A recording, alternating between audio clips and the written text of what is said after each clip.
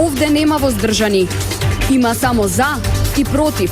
Се отвараат деликатни прашања, а се бараат конкретни одговори. Кворум, политички магазин на радио Слободна Македонија. Дали Георгиевски од суета не би коалицирал со ВМРО-ДПМН и може ли после толку години Георгиевски да дозволи да биде во подредена положба пред Никола Груевски? Ни случајно. Ниту Георгиевски имат суета пред Никола Груевски, ниту Никола Груевски ќе дозволи такво однесување кон својот пријател, господинот и соработник, господинот Лјупчо Георгиевски. Значи, јас се ќе кажам една мала тајна. Нас не викаја римски триумвират.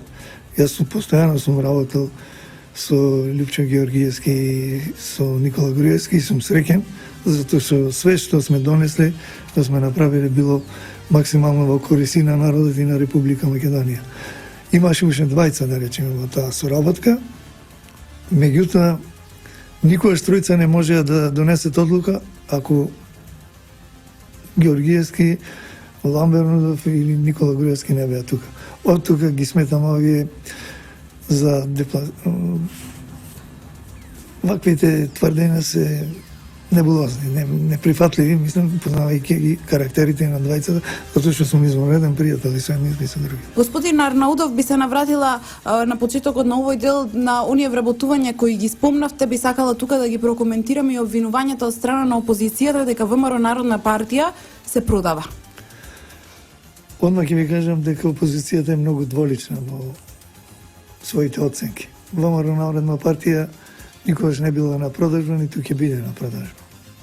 За вработувањето, да ве подсетам, прошетајте низ комунистичките портали, сите што ги имат под контрола СДСМ, ќе видите дека ВМРО Народна партија во било каков облик да излезе на или формално на избори, гласовите секако ќе завршат на контото на ВМРО-ДПМН. И дури имаше две мислење од господинот Бранко Геровски и Георги Спасов дека Ламбе е искрен и дека можда е најпрактично, ако веќе завршуваат таму нашите гласови, зошто да немат бенефит гласачите кои гласат за тоа? Втора работа, било која анкета да ја видите, кој ги прашат граѓаните што најмногу го тишти граѓанинот во Република Македонија, 80-90% одговарат вработувањето е најважно или невработеността да се намали. Дури е пред безбедноста на граѓаните, затоа што невработувањето може да ја наруши безбедноста на граѓаните.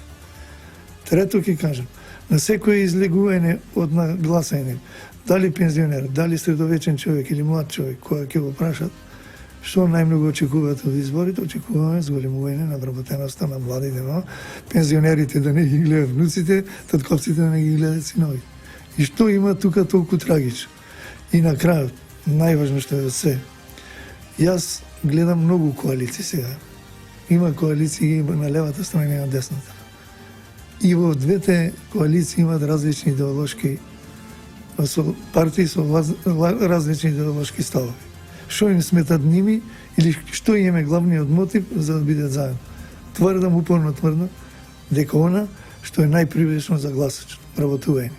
Според тоа, немам врз себе никаква грижа на совест, зашто тоа сум го направил, затоа што ни животот, секојаш тоа сум го правил. Ќе ви кажам еден пример. Ако СДСМ е толку критична према вработување и невработување или селективно, како го нарекуваат, или со партиска книжка, како што ме нарекуваат мене дека сум.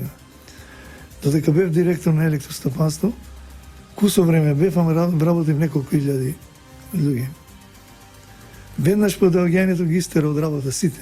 И тоа ги истера само луѓето што ги вработав јас.